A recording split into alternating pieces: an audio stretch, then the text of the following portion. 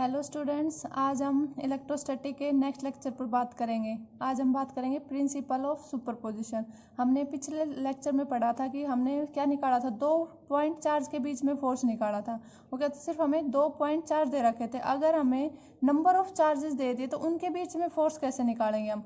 तो उसके लिए हम यूज़ करते हैं प्रिंसिपल ऑफ सुपरपोजिशन। हमारा प्रिंसिपल ऑफ सुपरपोजिशन किस लिए अप्लाई करते हैं, जहाँ पे हमारे नंबर ऑफ चार्जेस दे रखे हो और उनके बीच में हमें फोर्स ऑफ अट्रैक्शन निकालना हो, फोर्स ऑफ रिपल्शन निकालना हो, उसके लिए हम प्रिंसिपल ऑफ सुपरपोजिशन अप्लाई करते हैं। ये क्या कहता है हमारा प्रिंसिपल ऑफ सुपरपोजिशन?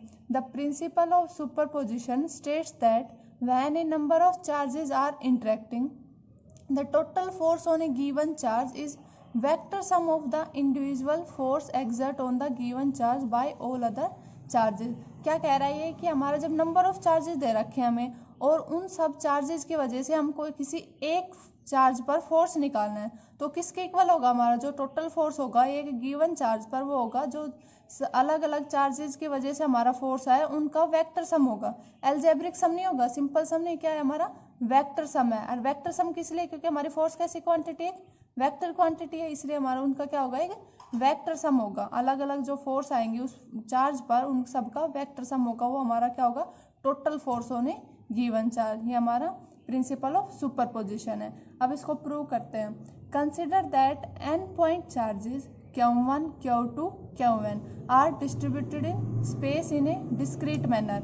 जैसे कि देखो ये डायग्राम है, हमने Q1 चार्ज ले लिया और Q2, Q3, Qn सारे चार्ज ये क्या है, डिस्क्रीटेड है, सारे मतलब डिस्ट्रीब्यूट हो रहे हैं, डिस्क्रीट मैनर है, कंटिन्यूस नहीं। कंटिन्यूस क्या होता है हमारा, अलग एक मतलब कंटिन्यूस सीरीज में होता है, ये क्या हमारे अलग अलग है, इसको क्या बोलते हैं हम, डिस्क्रीट डिस्ट्रीब्यूशन बोलते हैं। तो हमारे जो Q1, Q2, Qn जो सारे चार्ज वो कैसे डिस्ट्रीब्यूट है, डिस्क्रीट मैनर में डिस्ट्रीब्यूट है। If charge Q2, Q3, Qn exert force F12, F13, F1n on charges Q1, मतलब कि Q1 चार्ज है हमारा, ये एक गिवन चार्ज ले रहा है, इसके ऊपर फोर्स लगा रहा है हमारा, Q2 लगा रहा है, Q3 लगा रहा है, Qn लगा रहा है, जो सारे चार्जेस है Q1 पर फोर्स लगा रहे हैं वो क्या क्या हमारे Q2 की वजह से Q1 पर फोर्स लग रहा है, वो किससे डिनोट किया हमने, F12 से। Q3 की वजह से जो Q1 पर फोर्स लगा रहा है उसको किससे डिनोट किया हमने, F13 से। और ऐसे ही जैसे Qn है, Qn की वजह से Q1 पर फोर्स लगा रहा है उसको किससे डिनोट किया हमने, F1n से। Then according to principle of superposition the total force on the given charge Q1 is given। हमारा principle of superposition क्या कह रहा था, हमारा total force on a given charge is the vector sum of the individual forces। क्या था, जो total force होगा वो क्या होगा, सब जो सारी अलग अलग force लग रहे हैं इनका क्या होगा, हमारा vector sum होगा। तो क्या कहता है ये हमारा F is equal to F12, ये वेक्टर है तो वेक्टर सम होगा तो वेक्टर लगाएंगे, प्लस का F13 प्लस का F14 एज शोन F1n। ये हमारा क्या है, सुपर प्रिंसिपल ऑफ सुपरपोजिशन। हमारा इसकी डेफिनेशन यही कहते हैं हमारे प्रिंसिपल ऑफ सुपरपोजिशन की, जो total force on given charge है, गिवन चार्ज क्या हमारा 1 है, तो Q1 चार्ज पर जो फोर्स लग रहा है टोटल फोर्स कितना होगा वो हमारा F12, F13 plus F14 plus up to F1n। ये क्या होगा, हमारा टोटल फोर्स होगा। अब हमें पता है कूलम्ब्स लॉ से हमने निकाला था, फ्रॉम कूलम्ब्स लॉ क्या था हमारा, F12 क्या आएगा हमारा, मतलब कि चार्ज Q1 पर फोर्स लग रहा है Q2 की वजह से, तो क्या था हमारा 1/4 pi epsilon not Q1 Q2 divide by, इसकी डिस्टेंस क्या थी हमारी, डायग्राम में देखो क्या है, इसको किससे डिनोट कर रहे हैं, जो हमारा मैग्नीट्यूड है वो क्या है R12, तो ये हमारा डिस्टेंस क्या है दो के बीच में R12।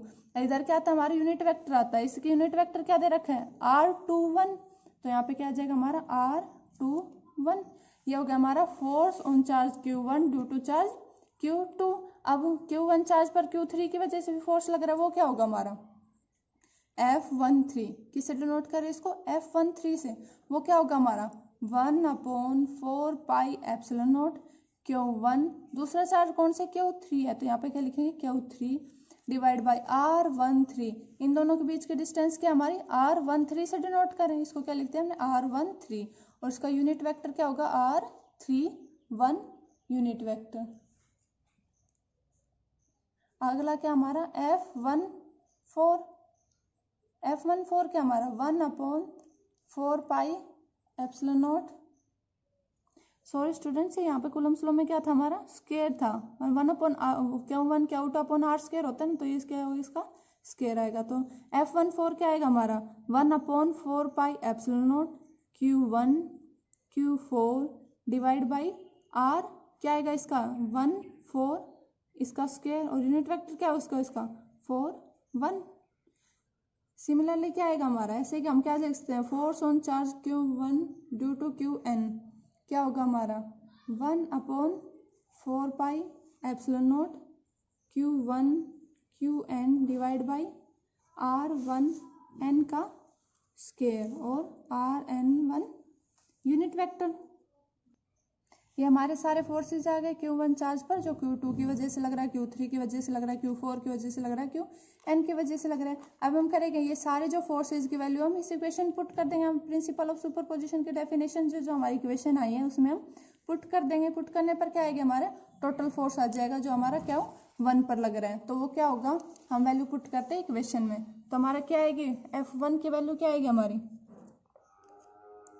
F1 क्या आएगा हमारा F12 की वैल्यू क्या थी वो हमारी 1/4πε0 Q1 Q2 divide by r square, ये क्या था 1 2 का स्क्वायर, उसका unit vector R2 1 unit vector, plus का 1/4πε0 Q1 Q3 divide by R13 का square R3 1 unit vector, plus में n की वजह से क्या था 1/4πε0 Q1 Qn divide by R1n का स्क्वायर और Rn1 का यूनिट वेक्टर। ये हमारा क्या आ गया टोटल फोर्स आ गया। इसको हम थोड़ा सिंप्लीफाई करके भी लिख सकते हैं, क्या लिखेंगे F1 क्या आएगा हमारा 1/4πε0 और Q1 सारे में से कॉमन आ रहा है तो उसको लिख लेंगे 1/4πε0 Q1, उसको क्या लिखेंगे Q2 डिवाइड बाई R12 का square R21 unit vector, plus का Q3 divide by R1n square और R21 का यूनिट वेक्टर, प्लस में H1 क्या आएगा हमारा Qn डिवाइड बाई R1n का स्क्वायर Rn1 का यूनिट वेक्टर। ये क्या आ गया हमारा total force on charge Q1 due to all other charges, ये आ गया। सिमिलरली अगर हमें Q2 पे निकालना हो तो वो क्या हो जाएगा हमारा F2 से डिनोट करेंगे, तो उसकी वजह से क्या आ गया और सब चार्जेस की वजह से ऊपर फोर्स लग रहा है वही आ जाएगा। तो सिमिलरली उसकी इक्वेशन क्या आएगा हमारे पास 1/4πε0। यहाँ पे क्या आएगा Q2 पे निकालना, यहाँ पे Q1 पे निकाल रहे थे तो यहाँ पे क्या था Q1 है, क्या Q2 पे निकालेंगे तो यहाँ पे क्या आ जाएगा हमारा Q2 आ जाएगा, और जो सारे बचे हुए चार्जेस हैं उनकी वजह से फोर्स आएगा, तो क्या आएगा हमारे पास Q1 divide by R21 R12 unit vector, plus का Q3 R2 3 R32 unit vector. H1 हमारा क्या आएगा Qn डिवाइड बाई R2n और Rn2 यूनिट वेक्टर। ये क्या आएगा हमारा फोर्स क्या आएगा Q2 चार्ज पे हमारा क्या आ गया ये टोटल फोर्स आ गया। अप्लाई प्रिंसिपल ऑफ सुपरपोजिशन, मतलब कि हमारा फोर्स किस से जब हमें नंबर ऑफ चार्जेस दिए हुए हो तो हमारा हम फोर्स कैसे निकालेंगे, एक गिवन चार्ज पर नंबर ऑफ चार्जेस पे फोर्स कैसे निकालेंगे, उनकी फॉर्मूला आ गया। ये था हमारा प्रिंसिपल ऑफ सुपरपोजिशन। ये किस में पढ़ा हमने वेक्टर फॉर्म में पढ़ा है। अगर हमें क्या दे रखा हो पोजिशन वेक्टर दे रखा हो तो पोजिशन वेक्टर के फॉर्म में क्या आएगा हमारा क्या हमारा principle of superposition in position vector. Position vector में क्या आएगा, पोजीशन वेक्टर में सिर्फ क्या करते हैं हम जो हमारी यूनिट वेक्टर दे रखो उनको किस में लिखेंगे वेक्टर के फॉर्म में लिख देते हैं, सिर्फ इतना ही फर्क होता है। तो हमारा F12 क्या आएगा यहाँ से sorry F1 charge force on charge Q1 क्या आएगा हमारा 1/4πε0 Q1 कॉमन था सब में से, क्या आएगा हमारा Q2, और इसको क्या लिखेंगे मैं R1 माइनस का R2 वेक्टर, इसका क्या था मैग्नीट्यूड का क्यूब था, और इसको क्या लिख रहे थे हम R1 माइनस का R2। यही था हमने पिछले आर्टिकल में किया था, कूलम्ब स्लोन पोजीशन वेक्टर हमारे फोर्स यही आया था 1/4 pi epsilon not Q1 Q2 divide by R1 minus R2 का मैग्नीट्यूड की होल क्यूब और R1 माइनस R2 वेक्टर, यही लिखा था। तो ये क्या होगा, ये पोजीशन वेक्टर फॉर्म में होगा। तो जो सारे हमारे फोर्स आए थे इनको किस में लिख देंगे हम, पोजीशन वेक्टर की फॉर्म में लिख देंगे। तो क्या आएगा आगे प्लस का Q3 R1 माइनस का R3 इसका मैग्नीट्यूड का क्यूब और R1 माइनस का R3, ये क्या हमारा वेक्टर है। ऐसे ही क्या आएगा हमारा प्लस का Qn divide by R1 minus का Rn, इसकी क्या है क्यूब और R1 माइनस Rn हमारा क्या है वेक्टर है। तो क्या आ गया ये हमारा principle of superposition in position vector के फॉर्म में आ गया। तो ये था हमारा सारा principal of superposition. Principal of superposition क्या था हमारा, जब हमें नंबर ऑफ चार्जेस दिए हुए हों तो उनकी वजह से हमें गिवन चार्ज पर फोर्स क्या होगा, हमने पहले क्या निकाला था, दो चार्ज के बीच में फोर्स निकाल रहे थे। और प्रिंसिपल ऑफ सुपरपोजिशन के हेल्प से हम क्या निकालेंगे, जब हमारे नंबर ऑफ चार्जेस दिए हुए हो तो हमारे गिवन चार्ज पर हमारा फोर्स क्या होगा, यहाँ से हम उसकी वैल्यू निकालेंगे। तो ये था हमारा प्रिंसिपल ऑफ सुपरपोजिशन। अगला टॉपिक हमारा continuous distribution of charge. Continuous charge distribution क्या होता है हमारा, मतलब कि हमारा जो चार्ज है वो कैसे डिस्ट्रीब्यूट है, कंटिन्यूअसली होगा। हमने पीछे पढ़ा था डिस्ट्रीब्यूशन, अब क्या डिस्क्रीट मैनर में, अब क्या था हमारा कंटिन्यूअस मैनर में। डिस्क्रीट मैनर क्या था, मतलब अलग अलग जगह पर हमारा। कंटिन्यूअस क्या होता है हमारा लगातार, कंटिन्यूअस का मतलब है क्या होता है हमारा लगातार। तो जो हमारा डिस्ट्रीब्यूशन है चार्ज का वो कैसा होगा, कंटिन्यूअस होगा। तो कंटिन्यूअस डिस्ट्रीब्यूशन ऑफ चार्ज में हम फोर्स कैसे निकालेंगे वो उत्तर क्या है वो देखेंगे। हमारा पहला क्या कंटिन्यूअस डिस्ट्रीब्यूशन ऑफ चार्ज, वो क्या the continuous distribution of charge may be one dimensional, two dimensional और three dimensional. In one dimensional, two dimensional, three dimensional के अकॉर्डिंग हम उसको क्या क्या बोलते हैं, linear charge distribution, surface charge distribution या volume charge distribution. One dimension को लीनियर बोलते हैं, लीनियर मतलब कि लाइन क्या होती है हमारी वन डायमेंशन में होती है। अब सरफेस है, सरफेस क्या होता है हमारा एक प्लेन होता है, प्लेन का ही हम सरफेस निकालते हैं, तो वो क्या होगा हमारा टू डायमेंशनल होगा। और वॉल्यूम में किसकी बात करते हैं हम, 3D की बात करते हैं, मतलब लेंथ भी होती है, ब्रेथ भी होती है, हाइट भी होती है। तो वॉल्यूम के हम 3 डायमेंशन में होता है। तो 3 डायमेंशन जो डिस्ट्रीब्यूशन ऑफ चार्ज उसको क्या बोलेंगे हम, वॉल्यूम चार्ज डिस्ट्रीब्यूशन। अब हमारा पहला है line charge distribution. Line charge distribution अभी बताया था क्या होता है हमारा, जो चार्ज का डिस्ट्रीब्यूशन वो क्या होगा हमारा लाइन वाइज होगा। तो क्या होगा, when charge is distributed along A line the charge distribution is called linear. मतलब कि जो हमारा चार्ज का डिस्ट्रीब्यूशन है वो अलोंग द लाइन होगा, उसको क्या बोलेंगे हम, लीनियर चार्ज डिस्ट्रीब्यूशन। क्या मानेंगे हम, if Q is the charge distributed over the length. हमारा क्या है, इसकी हमने ये लेंथ मान ली L, इस पर टोटल चार्ज Q है, ये क्या है कंटिन्यूसली डिस्ट्रीब्यूट है इसके ऊपर। तो हमारा क्या होता है, हमारा लैम्डा क्या होगा Q बाई L। लैम्डा क्या है हमारे पास लीनियर चार्ज डेंसिटी है, हम डेंसिटी को किस में निकालते हैं, Q बाई L हो गया। तो लीनियर चार्ज डेंसिटी को किससे डिनोट किया हमने, लैम्डा से। लैम्डा क्या होगा हमारा Q बाई L, ये क्या आ गया हमारी लीनियर चार्ज डेंसिटी। अब क्या हमारा इसकी यूनिट क्या होगी, चार्ज की क्या होती है हमारी कूलम, लेंथ की क्या होगी हमारी मीटर, तो क्या होगी कूलम पर मीटर। अगला क्या हमारा surface charge density. Surface charge density क्या है, when charge is distributed over a surface the charge distribution is called surface charge distribution. मतलब कि जो हमारा चार्ज का डिस्ट्रीब्यूशन होगा सरफेस के ऊपर होगा, उस डिस्ट्रीब्यूशन को क्या बोलेंगे हम, सरफेस चार्ज डिस्ट्रीब्यूशन। देखो ये हमने एक सरफेस लिया, मतलब कि एक प्लेन है, प्लेन का ही हमारा सरफेस एरिया होता है। तो एक प्लेन ले लिया, इस पर इसका एरिया क्या हमारा A है। जो Q चार्ज इस पर ये कंटिन्यूसली डिस्ट्रीब्यूट है हमारा Q चार्ज।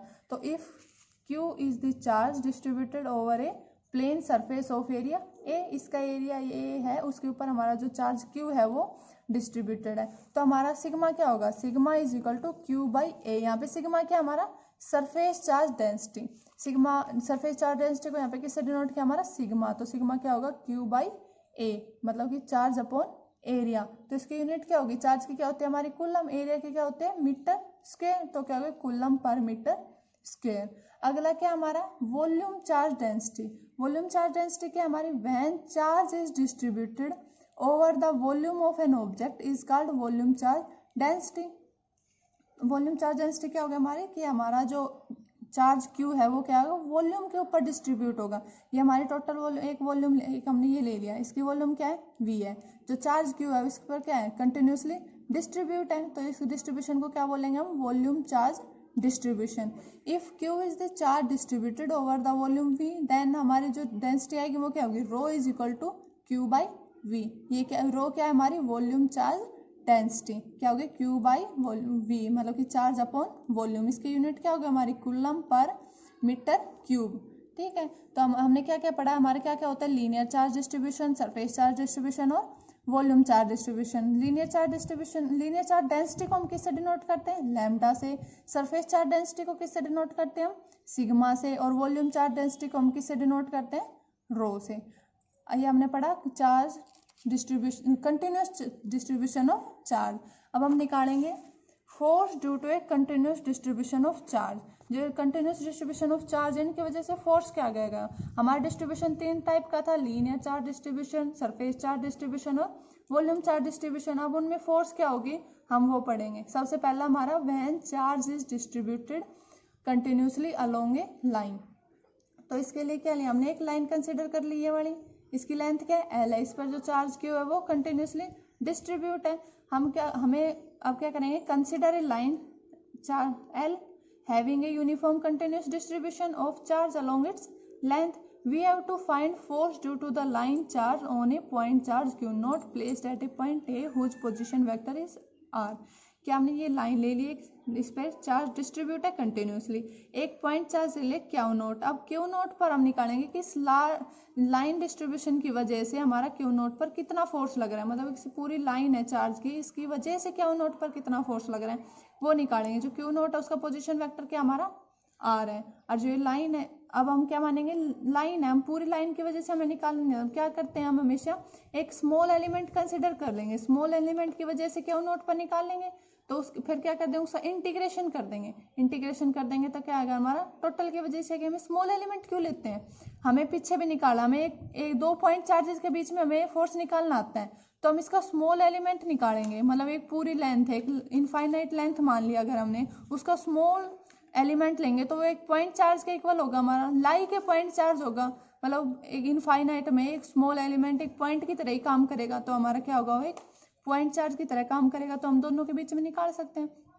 तो ऐसे क्या करेंगे हम पूरी लेंथ का एक स्मॉल एलिमेंट डीएल मान लेंगे, उसकी वजह से हम उन डीएल पे जो चार्ज है वो और क्यू नोट उन दोनों के बीच में फोर्स निकाल लेंगे। फिर क्या करेंगे टोटल फोर्स निकालेंगे तो क्या करेंगे उसका इंटीग्रेशन कर देंगे। हम क्या करता एक स्मॉल एलिमेंट कंसिडर करेंगे, तो let d l be an infinitely small length of line charge l if lambda is the line charge density of the line charge then charge on the length element dl। dl पर हमें क्या पढ़ा था पहले, हमें line charge density पढ़ी थी, वो क्या थी हमारी lambda is equal to Q by l. तो यहाँ से हमारा क्यू क्या आएगा लैम्डा इंटू एल आएगा। तो हमें क्या मानना है यहाँ पे स्मॉल एलिमेंट मानना है, डीएल स्मॉल एलिमेंट मानना है, तो उस पर चार्ज भी हमारा क्या होगा स्मॉल होगा डी क्यू। तो हमारे यहाँ से डी क्यू की क्या वैल्यू आएगी हमारी, डी क्यू की क्या वैल्यू आएगी हमारी lambda into D L. Small length मानिए तो उस पर क्या होगा हमारा स्मॉल चार्ज होगा ना, तो उसकी वैल्यू क्या हमारी डी क्या हो lambda d l. Let r dash be the position vector of this elementary portion. ये जो हमारा स्मॉल एलिमेंट डी एल मानना है, इसका जो पोजिशन वेक्टर वो क्या हमारा आर डैश है। जो हमें मतलब कि जो स्मॉल एलिमेंट डी क्यू रखा है, जो डी क्यू चार्ज हो गया उसका पोजीशन वेक्टर क्या ले लिया हमने आर डैश ले लिया। Then force on charge q naught due to charge d q. अब हमें डी क्यू चार्ज की वजह से क्यू नोट पर फोर्स कितना आएगा हमारा स्मॉल चार्ज है तो क्या आएगा फोर्स भी हमारा स्मॉल ही आएगा। किससे डिनोट कर लिया इसको डी एफ से, तो डी एफ क्या आएगा हमारा 1/4 pi epsilon naught q naught d q upon r minus are dash magnitude whole cube are minus are dash vector. ये क्या निकालना है हमें डी क्यू स्मॉल चार्ज की वजह से हमारी स्मॉल फोर्स आ गई, हमें क्या निकालना है टोटल लेंथ के लिए निकालना है हमें, तो क्या कर देंगे उसका इंटीग्रेशन कर देंगे। तो हमारा टोटल फोर्स क्या आएगा, टोटल फोर्स निकालने पहले सबसे पहले क्या करेंगे हमने डी क्यू की वैल्यू निकाली थी, पीछे क्या आई थी लैम्डा इंटू डी एल, उसके डी क्यू की हमने वैल्यू पुट कर दी, क्या आएगी हमारी lambda into D L, D F में हमें क्या कर दी डी क्यू की वैल्यू पुट कर दी। अब क्या करेंगे टोटल फोर्स निकालना है पूरी लाइन की वजह से, तो क्या करेंगे हम इंटीग्रेशन कर देंगे along the length L, L की वजह से हमने इंटीग्रेशन कर दिया, तो क्या आएगा हमारा जो कांस्टेंट है वो बाहर आ जाएगा 1/4 pi epsilon naught Q not, और जो लैम्डा डी एल ये सारे हमारे वेरिएबल है, कांस्टेंट क्या है 1/4 pi epsilon naught Q not constant, और इस पूरे का क्या हो जाएगा हमारा इंटीग्रेशन। तो ये क्या आ गया हमारा फोर्स आ गया due to linear charge distribution की वजह से हमने एक पॉइंट क्यू नॉट पर फोर्स निकाल लिया। अब हम निकालेंगे हमारा सेकंड क्या है when charge is distributed continuously over a surface, हमने पहले क्या निकाला लाइन की वजह से निकाला, अब क्या हमारा सरफेस पे चार्ज डिस्ट्रीब्यूट है, ठीक है हमने सरफेस मान लिया, इसका सरफेस एरिया एस है, इसकी वजह से हमने फोर्स निकालना है, तो जैसे हमने लाइन में किया था वैसे ही करेंगे, हमने क्यू नॉट पर फोर्स निकालना है, तो क्या करेंगे इसका भी एक स्मॉल एलिमेंट कंसिडर कर लेंगे, तो स्मॉल एलिमेंट पर चार्ज क्या होगा स्मॉल एलिमेंट डी एस है, तो उस पर चार्ज भी क्या होगा स्मॉल होगा, उसको क्या मानेंगे हम डी क्यू मानेंगे, तो क्या होगा d q as a point charge होगा, ये क्या इन्फाइनाइटली लार्ज हो गया, जो एरिया हमारा बहुत ज्यादा है, तो उस पर एक छोटा सा एलिमेंट मानेंगे, वो क्या करेगा पॉइंट चार्ज की तरह ही बिहेव करेगा, तो क्या होगा हम दो पॉइंट चार्ज के बीच में फोर्स निकालना आता है हमें, तो वो निकाल लेंगे, फिर टोटल के लिए क्या कर देंगे ओवर द टोटल सरफेस है हम क्या कर देंगे इंटीग्रेशन कर देंगे, तो हमारा टोटल फोर्स आ जाएगा। तो क्या करेंगे हम consider a surface having a uniform continuous distribution of charge along its length, we have to find force due to surface charge S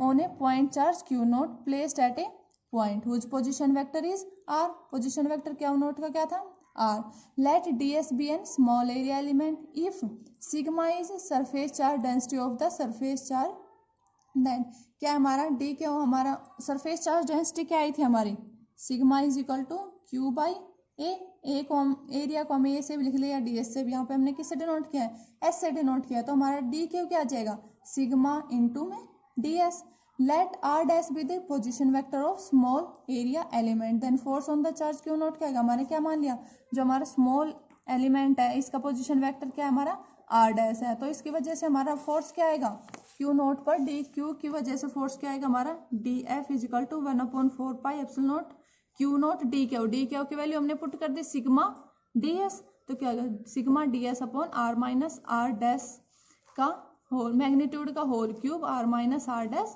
vector. अब टोटल फोर्स क्या आएगा क्या करेंगे हम इंटीग्रेशन कर देंगे along the surface area S, तो हमने क्या कर दिया इंटीग्रेशन कर दिया 1/4 pi epsilon naught Q naught integration over surface area sigma D S R minus are dash magnitude का cube are minus are dash vector, ये क्या आ गया हमारा फोर्स आ गया ड्यू टू ए जब हमारा चार्ज क्या है सरफेस पे continuous distribution of charge over the surface, तब हमारा फोर्स क्या होगा एक पॉइंट चार्ज की वजह से वो हो गया। अब हम निकालेंगे when charge is distributed continuously over A volume, जब हमारा जो चार्ज है वो वॉल्यूम के ऊपर डिस्ट्रीब्यूट है, जो ये क्या मान लिया हमने एक वॉल्यूम मान ली, तो इस पर क्या हमारा जो चार्ज है क्या है कंटिन्यूसली डिस्ट्रीब्यूट है इसके ऊपर, इसमें भी क्या मानेंगे हम एक स्मॉल एलिमेंट मान लिया हमने डी वी, उसकी वजह से क्यू नॉट पर कितना फोर्स लग रहा है वो निकालना है, तो वही जो हमने लाइन चार्ज में किया है सरफेस चार्ज में किया है वही इसमें करेंगे, क्या है हमारा बहुत बड़ा वॉल्यूम है उसका स्मॉल एलिमेंट मानेंगे वो क्या होगा पॉइंट चार्ज की तरह बिहेव करेगा, तो दोनों के बीच में हम क्या निकालेंगे फोर्स, हमें पता है निकालना आता है हमें कूलम्स लॉ में पढ़ा है, अब पूरे का निकालेंगे तो क्या करेंगे उसका इंटीग्रेशन कर देंगे, तो consider a volume V having a uniform continuous distribution of charge, we have to find force due to a volume charge V on a point charge placed at a point whose position vector is R, इसका position vector क्या है R है, let dV be a small volume if rho is the volume charge density, then हमें क्या थी volume charge density हमने क्या पढ़ी थी rho is equal to Q by V, Q charge upon volume पड़ी थी, तो स्मॉल की क्या हो जाएगी हमारी डी क्यू की वैल्यू क्या आएगी यहाँ से d q is equal to rho into d v. अब क्या let r dash be the position vector of the small element d v, then force on charge Q naught due to d q, हमारा force क्या होगा small ही होगा, वो क्या होगा हमारा d f is equal to 1/4 pi epsilon naught Q naught rho d v upon r minus are dash का मैग्नीट्यूड का whole cube are minus are dash vector.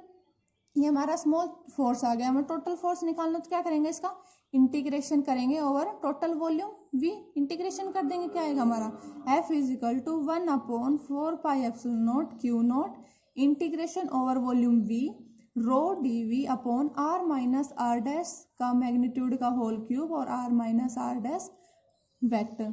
ये हमारा क्या आ गया, वॉल्यूम चार्ज डिस्ट्रीब्यूशन है, उसकी वजह से हमारा फोर्स होगा, एक गिवन चार्ज के ऊपर हमने फोर्स निकाला।